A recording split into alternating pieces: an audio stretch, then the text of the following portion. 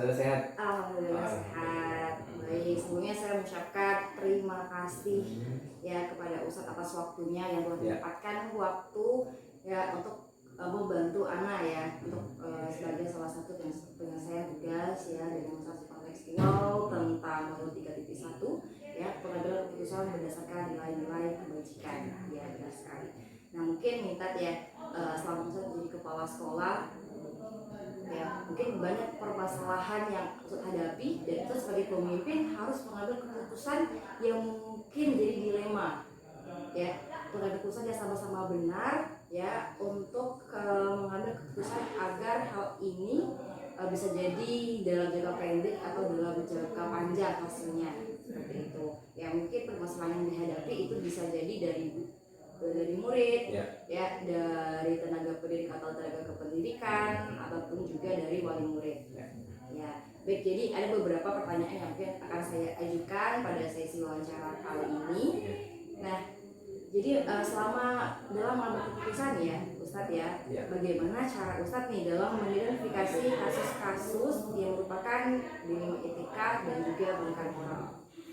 Oke, terima kasih Ustazah Tini ya atas kesempatan yang diberikan. Jadi ya kita di sebuah lembaga ya, jadi pasti punya perencanaan, kemudian di dalam pelaksanaan sampai bahkan di evaluasi ya. Perencanaan kita memang ya semuanya bisa berjalan dengan lancar ya kan, bisa berjalan dengan lancar harapannya dalam hal ya pelajaran, kemudian dari hubungan internal siswa dengan siswa ataupun guru dan guru ataupun ya pihak sekolah dengan orang tua wali ataupun dari sekolah dengan pihak terkait lainnya. Harapan kita memang bisa berjalan seperti yang kita harapkan. Nah tentu di dalam pelaksanaannya ya bisa jadi terjadi gesekan ya, terjadi konflik dan sebagainya yang pada intinya memang ya itulah menjadi keanekaragaman ya, keanekaragaman di dalam sebuah kehidupan terutama di sekolah. Tentu ya ada beberapa kasus-kasus yang ada di sekolah dan itu memang harus cepat diatasi, cepat harus dicarikan solusinya agar tidak berkembang dan kalau perlu kemudian kita cut. Nah terkait dengan dilema etika ya terus terang saja kemungkinan juga ada ya di sekolah ini ya, bisa jadi salah satunya adalah di pengambilan kebijakan ya, misal ada seorang siswa yang melanggar aturan ya, menurut aturan seperti ini barangkali kan, hanya saja kita bisa flashback ya kenapa kemudian itu bisa terjadi ya. Salah satu mungkin ya, dari segi mungkin dari segi kehidupan ekonomi orang tua bisa jadi, atau mungkin problem di keluarga bisa jadi dan sebagainya.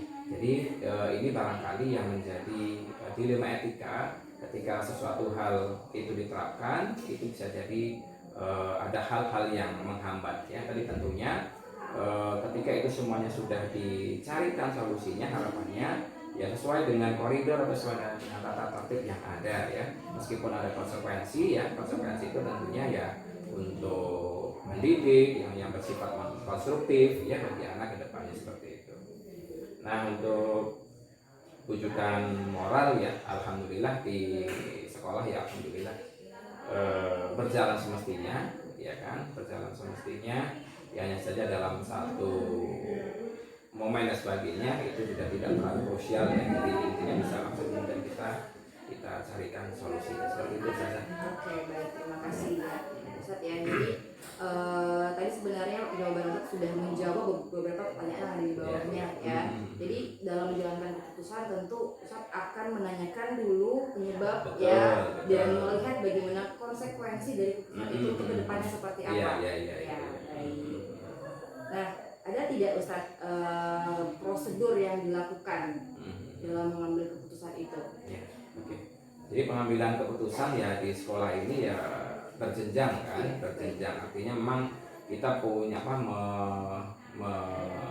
memberikan kesempatan ya, terutama di sekolah ya, guru-guru untuk menangani misal ada kasus ataupun ada permasalahan untuk dicari permasalahan dulu, dimediasi terlebih dahulu, dicarikan solusinya ya. Jadi tatkala kemudian problem itu bisa teratasi, otomatis kan tidak sampai ke kepala sekolah ya. Tapi bila itu kemudian guru tidak bisa, kemudian sampai mohon maaf ke siswa tidak bisa, tentunya barulah sampai di kepala sekolah. Ya harapannya memang ada solusi yang terbaik ya, solusi yang terbaik bagi sekolah, tentunya juga bagi anak ataupun bagi orang tua. Intinya memang ya segala masalah itu tidak mungkin tidak ada jalan ya, tidak ada solusinya, sudah pasti ada solusinya. Ya hanya saja bagaimana kemudian kita memposisikan diri kita agar permasalahan itu kemudian bisa teratasi dengan baik seperti itu. Ya, oke, baik. Berarti kalau sudah sampai ke kepala sekolah, itu masalahnya sudah sangat berat. Ya. Tentunya solusi yang ditawarkan itu berdasarkan hasil dari keputusan itu juga mungkin. Betul. Ya jelas seperti ini, kalau memang ada permasalahan-permasalahan, paling tidak juga kepala sekolah juga harus tahu ya. Harus tahu. Jadi apapun sekecil apapun permasalahan di sekolah, kalau kemudian itu sudah ditangani dulu oleh level yang terbawah, mohon maaf, ya silakan kemudian untuk dijalankan. Ya hanya saja mungkin paling tidak kepala sekolah harus tahu, harus dikasih informasinya seperti itu ya, sampai kemudian ada suatu permasalahan tapi permasalahan itu didiamkan tidak terjadi solutif ya, jadi ya kita menghindari yang seperti itu. Ya, dan diharapkan semua permasalahan itu terselesaikan. Betul. Nah, selain yang disebutkan tadi, kira-kira ada tidak hal yang dianggap efektif nih dalam mengambil keputusan pada kasus-kasus yang mungkin pernah dihadapi? Iya, hal yang efektif tentunya ya kolaborasi ya, misalnya kolaborasi. Jadi kita ada bermain peran ya, memiliki tugas pokok dan fungsi masing-masing ya kan. Jadi ya silakan masing-masing level menyelesaikan permasalahannya. Ya ketika itu selesai ya berarti secara tidak langsung juga efektif ya secara penanganannya. Nah berjenjang tadi seperti saya sampaikan, misal dari wali kelas, kemudian ke guru BK ataupun ke wakil siswaan, baru ke pada kepala sekolah. Ya intinya memang semua permasalahan itu kalau kemudian kita carikan solusinya, ya kemudian itu berhasil, ya berarti penanganan kita ya sudah efektif. Nah, jadi selama permasalahan yang ada yang dihadapi di sekolah ini ya, tantangan yang ada, misalnya tantangan dalam mengambil keputusan ini, kira-kira tantangannya apa nih Pak? Iya. Kalau tantangan paling ya yang sering muncul itu ya bisa jadi bosan ya atau masalah terus begitu datang gitu kan. Terus ketika hal itu sudah tertangani, sudah dikasih pencerahan sebagainya, besok diulang lagi. Nah itu yang kadang kita bikin jengkel dan sebagainya. Tapi betul. Tapi ini adalah tantangan sekali lagi saja. Jadi memang kita sebagai guru, sebagai orang tua kedua dari anak-anak kita ya jangan sampai pernah bosan ya. Karena ini sekali lagi ini adalah amanah ya dari orang tua terkait untuk mendidik, untuk mengajar anak-anak kita ini untuk menjadi lebih baik. Ya inilah tugas kita sebagai seorang guru yang ada di sekolah. Kalau tantangan dari pihak luar misalnya ada kalau dari pihak luar rasanya tidak ada ya, paling miskomunikasi saja yang kadang sering muncul ya. Jadi miskomunikasi misal antara orang tua dengan pihak sekolah. Tapi ya sekali lagi ketika itu komunikasi itu terbangun antara sekolah dengan orang tua ataupun orang tua misal dengan wali kelas, ya insya Allah itu bisa tertangani. Hanya saja mungkin ya sekali lagi mungkin ada permasalahan itu kemudian anak kemudian menceritakan pada orang tua, kemudian orang tua menerima secara mentah informasi itu, inilah jadi problem ya. Tapi kalau kemudian masalah itu kemudian diklarifikasi atau dikonfirmasi ke sekolah, sudah sekolah mengklirkan ya insya Allah ya selesai ya masalah. Pentingnya komunikasi betul. Makanya itulah perlu komunikasi dua arah ya, dari antara sekolah dengan orang tua tentu sekali. Oke, nah jadi dalam pengambilan keputusan selama ini ada tidak jadwal tertentu yang mungkin lakukan untuk menyelesaikan sesuatu, atau kalau misalnya melihat suatu kasus itu langsung diselesaikan saat itu juga?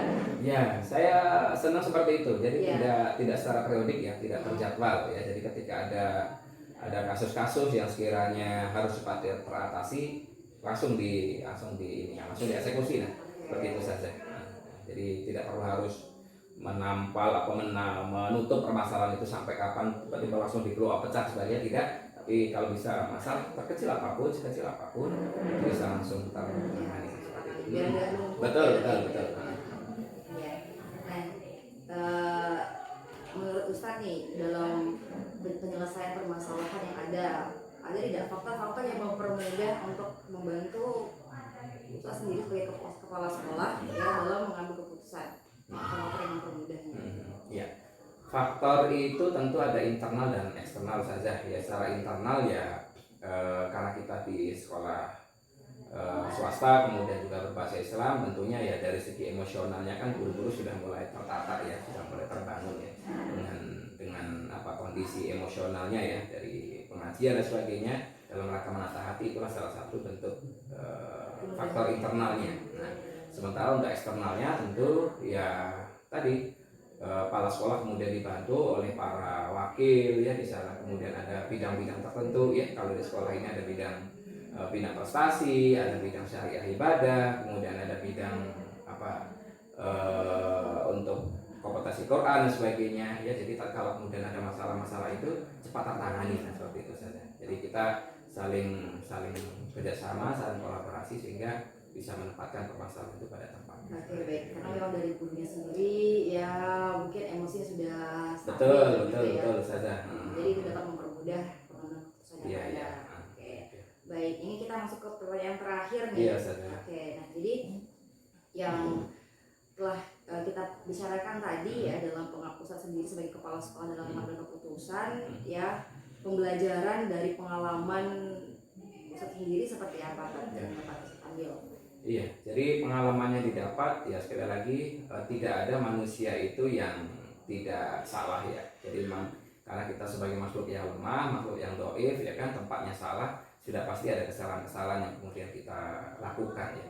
Tapi kemudian kesalahan itu tatkala kemudian kita tersadar, kemudian mungkin juga atas masukan rekan-rekan bahwa itu salah ya, insya Allah sebagai refleksi diri kita ya.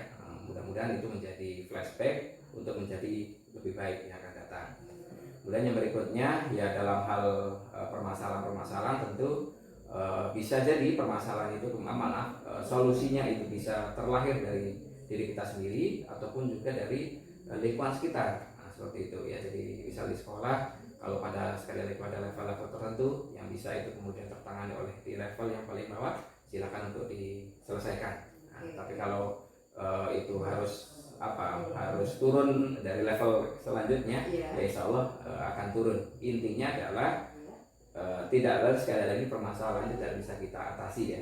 Jadi kalau kemudian kita saling komunikasi, saling kolaborasi, saling kerjasama, insya Allah permasalahan itu bisa diatasi sesulit apapun sehingga ya tujuan sekolah ini ataupun juga harapan dari orang tua itu bisa terwujud di sekolah kita. Oke, baik. Diskusi luar biasa sekali Ustadz dalam sesi wawancara ini ya, tidak hanya untuk pemenuhan tugas tapi saya juga belajar banyak ya dari Ustadz tentang bagaimana cara pengambilan keputusan yang baik seperti apa.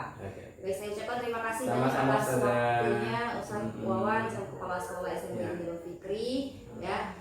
Saya mohon maaf apabila selama wawancara tadi ada penyampaian salah kepada pun. Saya akhiri wawancara kali ini. Wassalamualaikum warahmatullahi wabarakatuh. Waalaikumsalam warahmatullahi wabarakatuh. Assalamualaikum warahmatullahi wabarakatuh. Ustadz Sansan, apa kabar? Alhamdulillah. Baik ya.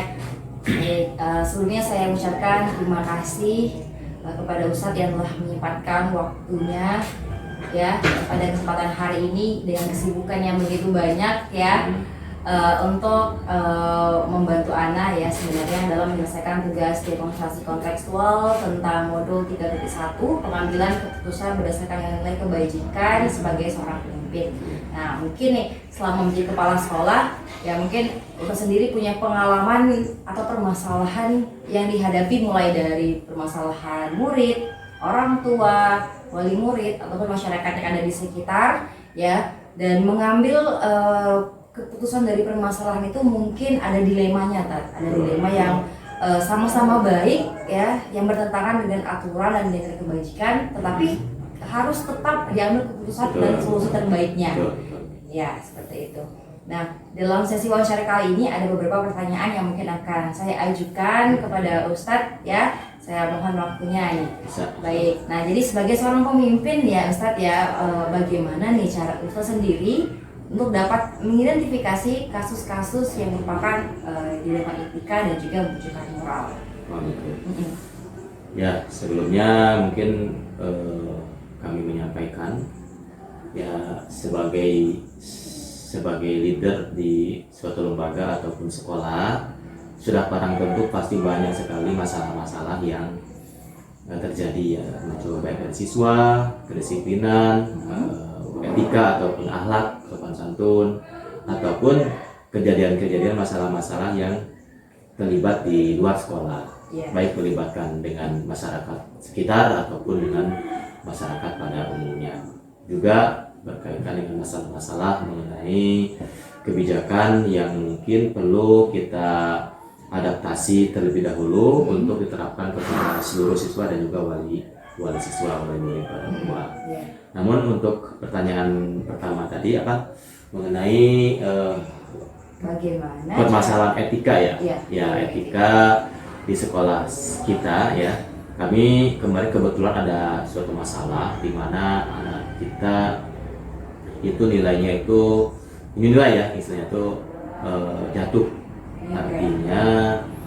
artinya tidak bisa kemungkinan gitu ya, tidak bisa meningkatkan ataupun mendongkrak secara keseluruhan. Namun itu kita tarik benang, tarik juga dengan orang tua, kita tarik juga dengan siswa yang bersangkutan. Alhamdulillah dengan berbagai macam diskusi dan berbagai macam arahan ya, dengan berbagai macam pertimbangan, akhirnya alhamdulillah insya Allah anak tersebut melampaui KKM ataupun melalui keterusan dari minimal daripada yang telah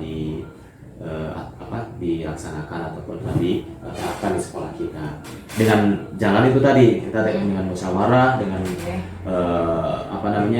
mengulang ataupun apa istilahnya pengayaan ya, media dan juga pengayaan. Jadi insya Allah dengan itu kami juga terus meningkatkan motivasi siswa dalam meningkatkan prestasi yang dimaksud. Mengenai tadi moral tadi ya, etika bujukan tadi, kita kita di sekolah selalu berkolaborasi dengan aparat desa setempat ya, dalam hal ini dalam menangani kasus ataupun masalah yang kemungkinan terjadi di luar sekolah. Insya Allah seperti itu. Kami kemarin sudah ada pemanggilan dari orang tua dan juga bahkan sampai melaporkan permasalahan itu kepada aparat yang berwenang, khususnya di lingkungan desa sekitar kita sekolah kita, karena lokasinya berada di sekolah kita di desa mana yang anak tersebut jadi pelanggaran seperti itu. Oke, baik ya. Dari yang sudah dijelaskan tadi itu sepertinya sudah menjawab pertanyaan kedua nih Ustadz ya. Jadi dalam menjalankan pengambilan keputusan itu memang kita harus ada musyawarah terlebih dahulu, dan juga kita berkolaborasi dengan warga sekolah dan juga mungkin di luar sekolah ya, tergantung dari permasalahan yang ada. Oke. Nah, kalau untuk langkah-langkahnya nih Ustadz, dalam menyelesaikan masalah ada tidak prosedur yang ditetapkan? Betul, ada ya. Kami kan punya tata tertib ya.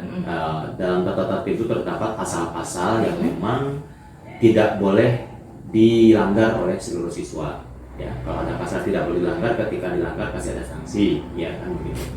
Maka SOP kita ya ada beberapa pasal yang memang semuanya wajib dilaksanakan, baik siswa, guru ataupun di tata tertib wali murid seperti itu. Tidak, misalnya ketika anak itu terlambat ataupun kita kan terus magang ya, ada magang terlambat dengan dunia kerja ataupun dia praktek kerja industri, maka kita evaluasi dan kita akan tindak dan memang kita panggil untuk semua pihak yang terlibat di situ, baik siswa, orang tua, dan juga tempat di mana anak kita mengabdi ya, karena ini khusus untuk SMK, jadi ada dunia prakerja dan disitulah terlihat bagaimana penerapan hasil kemampuan penyerapan ilmu yang didapat teori di kelas. Oke. Jadi di situ dipraktekkan di mana di dunia kerja baru bisa terlihat di situ. Oh, di sini kita kekurangannya di sini. Di sini kekurangannya di sini. Jadi kita bisa memetakan kekurangan dan kelebihan anak-anak kita di luar. Jadi langkah-langkahnya SOP-nya ada setelah. Jadi pertama melalui wali kelas monitoringnya, terus dengan kepala jurusan dan seterusnya masuk ke bimbingan konseling atau PK ya. Baru kita selesaikan bersama-sama melalui kepala sekolah. Jadi tidak langsung ke Pak Tindih dan tidak ada apa istilahnya tuh yang melangkahi. Kita akan tetap prosedurnya tetap sesuai dengan SOP yang telah ditetapkan. Kalau misalnya mungkin dari BK sudah sangat berat sekali masalahnya, kita langsung ke kepala sekolah. Iya, seperti itu. Jadi kalau misalkan satu kasus ataupun masalah tidak selesai di wali kelas, ya sudah, kami hanya mendapatkan laporan bahwa kendala itu, masalah itu selesai di tingkat di tingkat wali kelas ya. Selebihnya mungkin ada yang di tingkat bimbingan konseling di BK, ada yang selesai di kepala sekolah ya, seperti itu. Insya Allah itu semuanya kita jalankan sesuai dengan prosedur yang telah ditetapkan. Ya, baik. Oke, dapat saya tangkap apa yang sudah tadi dijelaskan ya Ustadz ya. Nah, selama Ustadz mengambil keputusan dalam menyelesaikan permasalahan ini, ya selama ini apa sih yang dianggap efektif dalam menyelesaikan permasalahan dalam mengambil keputusan yang masih efektif sampai saat ini? Yang masih efektif kami lakukan dalam itu ya masih dalam lingkup musyawarah. Oke, musyawarah di antara kami ke sekolah dan juga siswa dan wali murid sebagai objek ataupun sebagai media sebagai objek dari sumber masalahnya itu tadi ya. Dengan itu jadi selama itu kita bermusyawarah dan sesuai dengan standar operasional sekolah kita, itu insya Allah alhamdulillah selama ini masalah itu terselesaikan dengan baik dan segera mungkin. Musyawarah di lingkungan sekolah ya? Iya, musyawarah kita di lingkungan sekolah dengan kita bekerja sama dengan keismuan, bekerja sama dengan BK, catatan track recordnya kan ada di situ. Ya, jadi track recordnya ada di BK, di keismuan. Oh, ini pernah begini. Jadi poinnya sudah ada 1, 2 atau 3. Begitu mengulang lagi maka kita akan tanggung tindak seperti itu.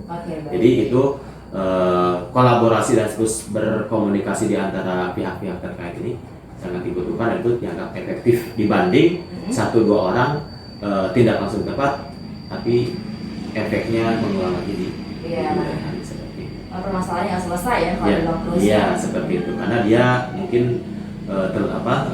khawatir menunjukkan kemampuannya gitu ya tanpa berkonsultasi dengan kita. Tidak seperti itu insya Allah. Nah, mungkin selama ini ada tantangan tersendiri nih bagi diri Ustadz dalam menghadapi permasalahan yang ada nih. Mungkin bisa diceritakan tantangannya seperti apa? Ya, tantangannya kami tidak bisa mengontrol sepenuhnya di luar. Tantangannya cuma itu karena di sekolah itu rata-rata siswa hadir ataupun siswa hampir 80% lebih itu mentaati peraturan sekolah. Namun ketika sudah bersinggungan dengan masyarakat, bersinggungan dengan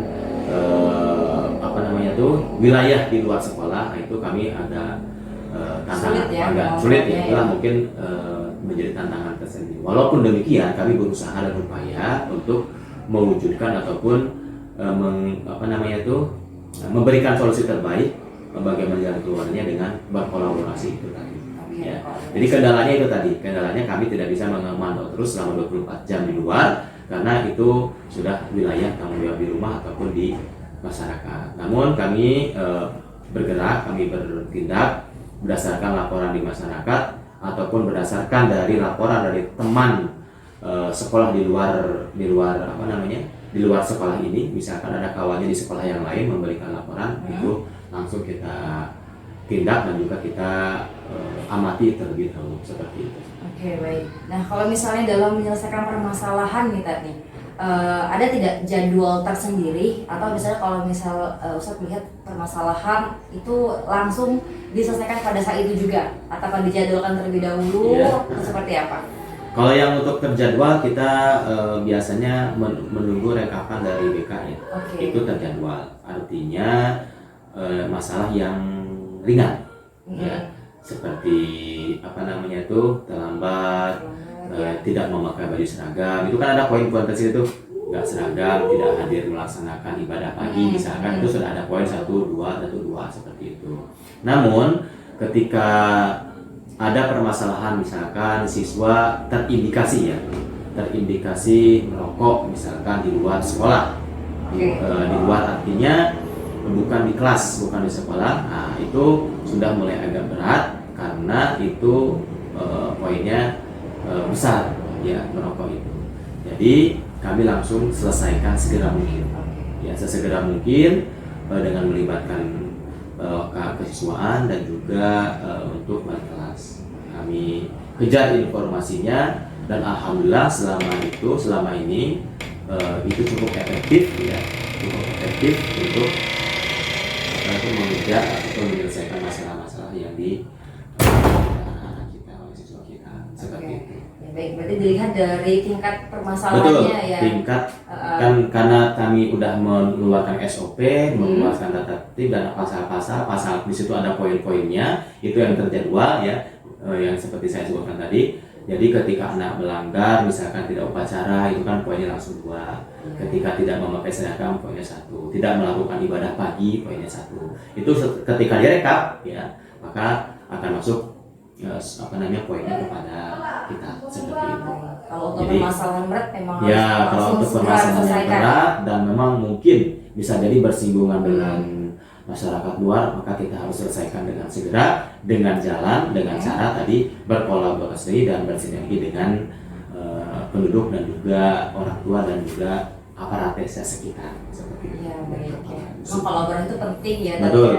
agar terjadi komunikasi Ya. antara wali murid dan guru dan karena kalau dibiarkan itu akan terjadi miskomunikasi, terjadi salah paham dan akan melebar, dan itulah mungkin yang bisa menimbulkan benih-benih tawuran. Kita tidak mau seperti itu, ya, tidak mau seperti itu melebar luas sehingga terjadi hal-hal yang tidak diinginkan. Ya, lebih cepat lebih baik. Betul.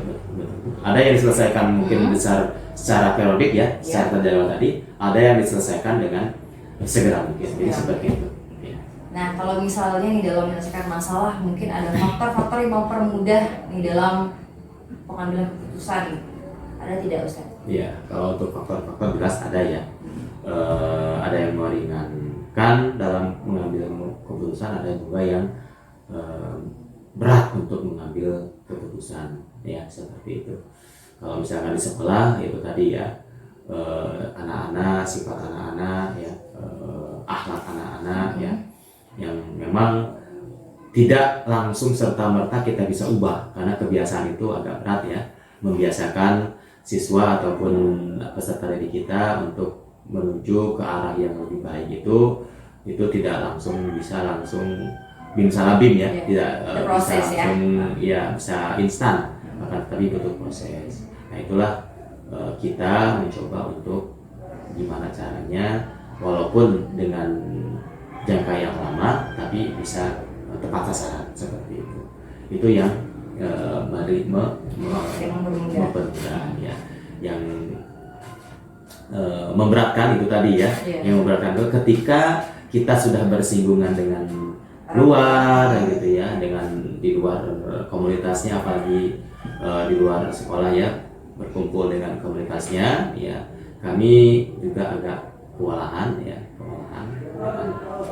dengan itu tadi ya, artinya pertimbangannya lebih berat lagi, karena semakin luas jangkauan area anak kita itu, maka akan semakin banyak, semakin besar orang-orang yang terlibat seperti itu, akan semakin orang-orang yang akan terlibat dalam pengambil keputusan itu tadi. Ya, karena kalau sudah di luar itu kayak di luar kontrol kita. Betul, ya. di luar Kita bisa kontrol masuk kita, sana ya. di luar kontrol kita, apalagi sudah masuk komunitas ya, komunitas itu sudah akan banyak pihak-pihak yang terlibat, dan itulah yang akan menjadi alat ya untuk dalam pengambilan keputusan seperti itu. Oke, baik nih Ustaz. Nah, kita masuk ke pertanyaan terakhir nih. Iya, siap. Nah, jadi dari pengalaman selama menjadi kepala sekolah dalam mengambil keputusan, ya mungkin ada pembelajaran sendiri dari Ustaz sendiri nih dalam hal seperti apa? Ya pembelajaran kami ya kita ambil hikmahnya saja, Iya. pembelajaran dari hasil-hasil keputusan atau ya masalah-masalah itu kita kita catat, kita dokumentasikan dengan tujuan supaya tidak terulang lagi di masa yang akan datang. Jadi itu pengalaman yang memang luar biasa ya. Misalkan apa itu ya, anak-anak sudah mulai tertarik dengan lawan jenis ataupun sampai sudah bisa berkunjung dengan ke lawan jenisnya di malam-malam, itu kan sudah sudah di luar batas ya. Itu walaupun dari segi dari segi norma ya, itu sangat Melanggar ya ya. sangat melanggar seperti itu. Jadi itulah pengalaman-pengalaman yang mungkin bisa kita aplikasikan keputusannya untuk di masa yang akan datang supaya tidak terjadi lagi hal-hal yang mungkin bisa merugikan anak kita dan juga Oke. bisa merugikan citra nama baik sekolah. Belajar dari pengalaman ya Betul. Ustadz ya. Ya jadi itulah mungkin pengalaman-pengalamannya. Semakin banyak permasalahan biasanya kan begitu. Semakin banyak pengalaman, semakin banyak masalah maka itulah yang akan menjadi pengalaman. Iya. Oke, baik.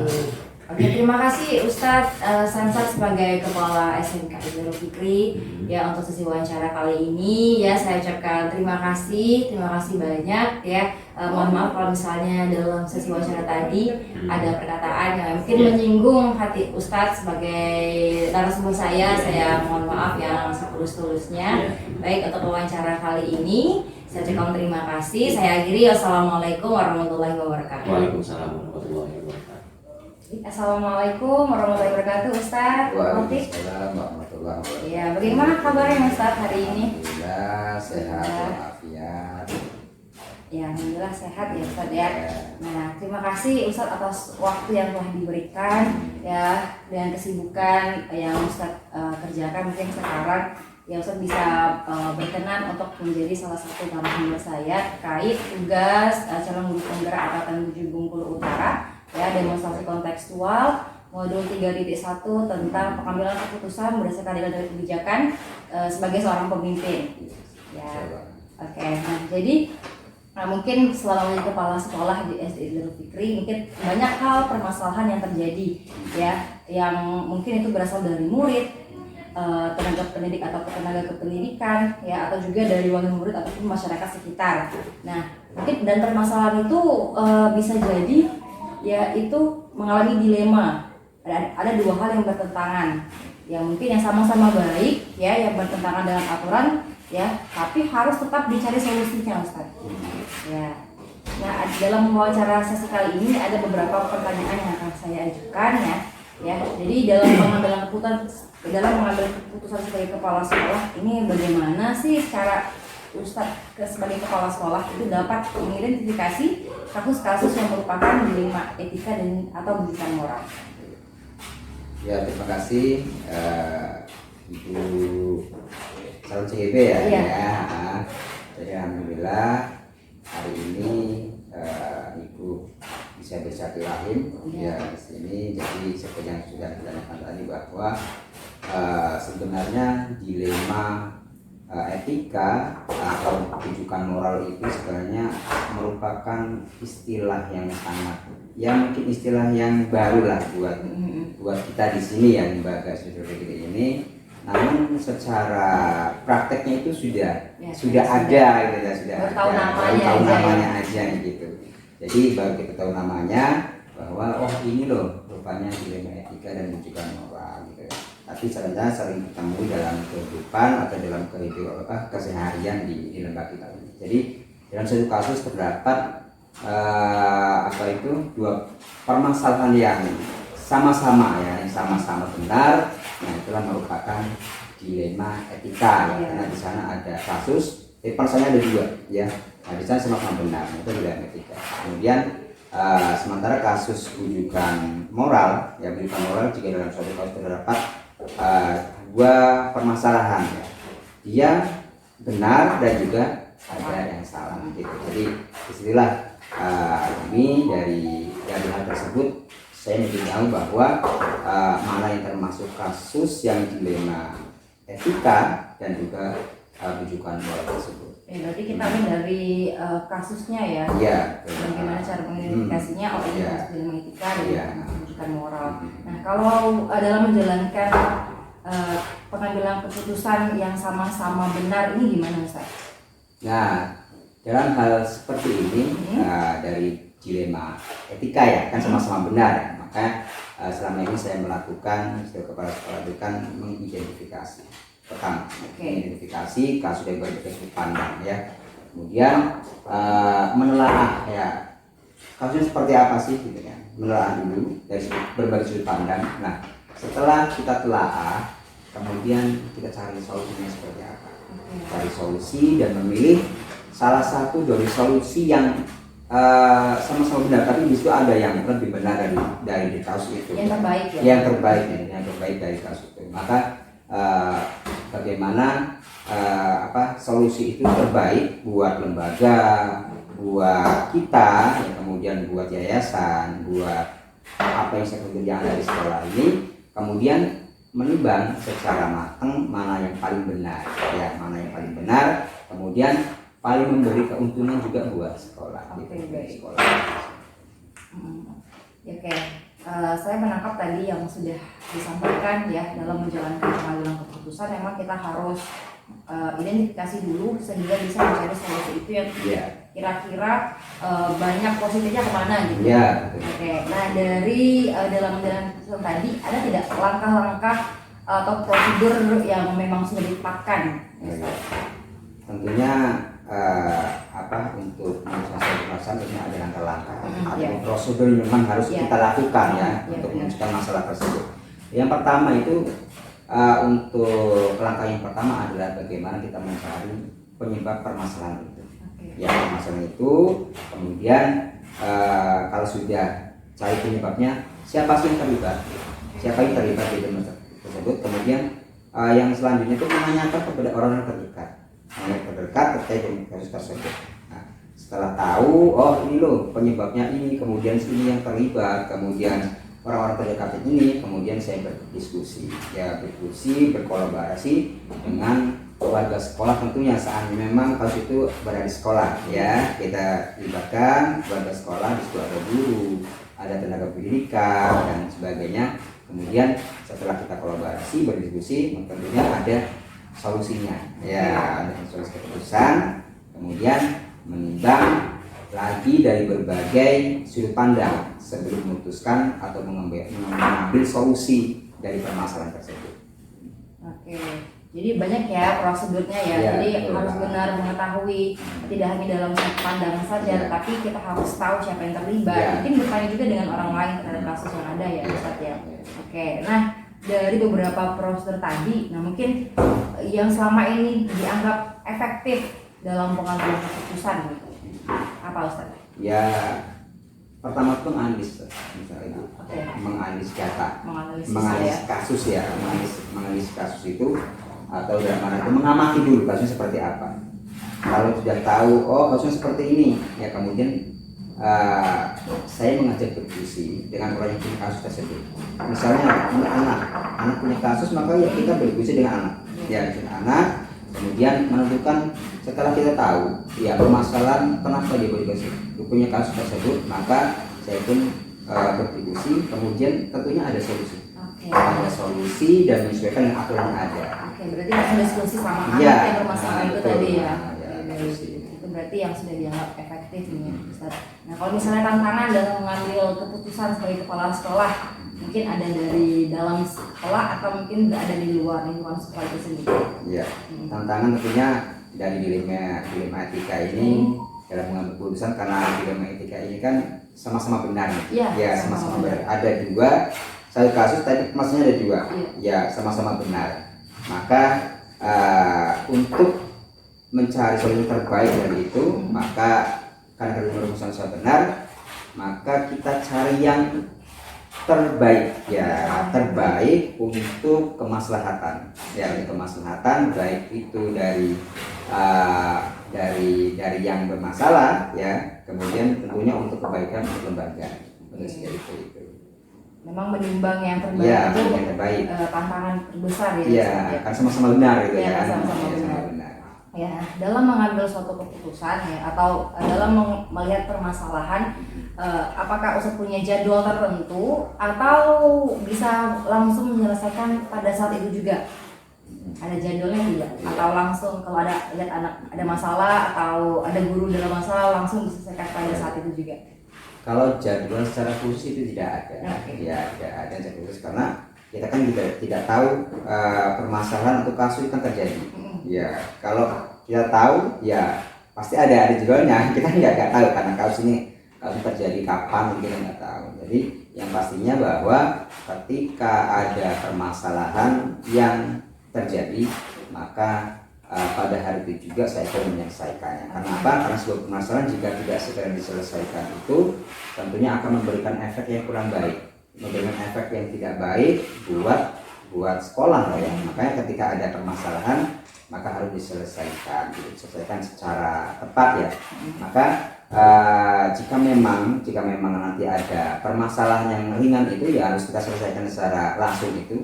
Tapi jika ada permasalahan terkait dengan wali murid ya terkait dengan siswa yang memang hari itu tidak bisa diselesaikan karena permasalahan berat, maka kita kolaborasi, kita diskusi dengan para guru ya, para guru. Berarti kalau memang di guru juga belum menemukan solusi yang baik juga, kita kita sampaikan dengan yayasan karena kita kan di lingkungan yayasan, jadi yayasan juga harus tahu. Ya, ada prosedurnya. Ya, gitu ya. prosedurnya seperti itu. Setelah kita nggak selesai, kita diskusikan dengan para guru, unsarinya maupun juga nanti ya yayasan juga harus tahu. Ada prosesnya. Oke, baik. Nah, selama menjadi kepala sekolah dan mengambil keputusan dari permasalahan yang ada nih, apa sih faktor yang mempermudah Ustadz nih dalam mengambil keputusan? Tentunya dalam mengambil keputusan ada beberapa faktor ya. Faktor-faktor yang paling memang dominan itu buat kita permudah tentunya itu kolaborasi. Oke, itu yang kolaborasi dengan pada sekolah itu. Ya. Oke, nah kita masuk pertanyaan terakhir nih Ustadz. Ya, jadi Ustadz kan sudah berpengalaman dalam menyelesaikan permasalahan yang ada di sekolah. Nah, mungkin ada pembelajaran tersendiri dari pengalaman yang Ustadz ambil selama ini dari dilema yang ada.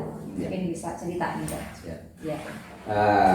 Pembelajaran ataupun hikmah yang dapat saya ambil dari setiap permasalahan yang ada.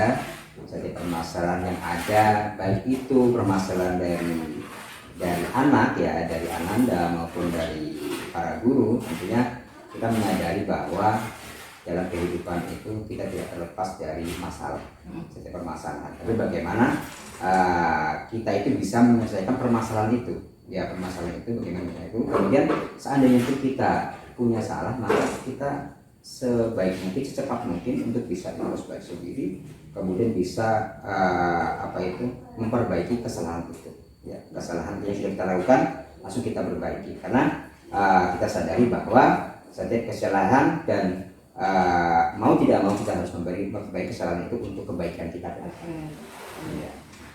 Ya pastinya permasalahan itu akan mencari solusinya ya, walaupun sangat dilema tadi ya. Oke, baik. Oke, terima kasih Ustadz atas waktunya pada kesempatan hari ini. Saya juga banyak belajar dari Ustadz bahwa memang kalau dalam mengambil keputusan itu menimbang itu sangat penting sekali ya untuk kepentingan bersama.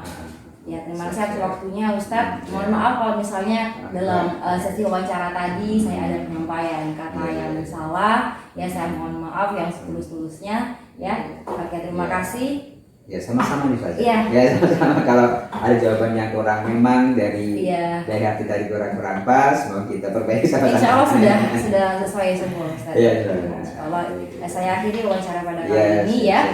Assalamualaikum warahmatullahi wabarakatuh. Waalaikumsalam warahmatullahi wabarakatuh.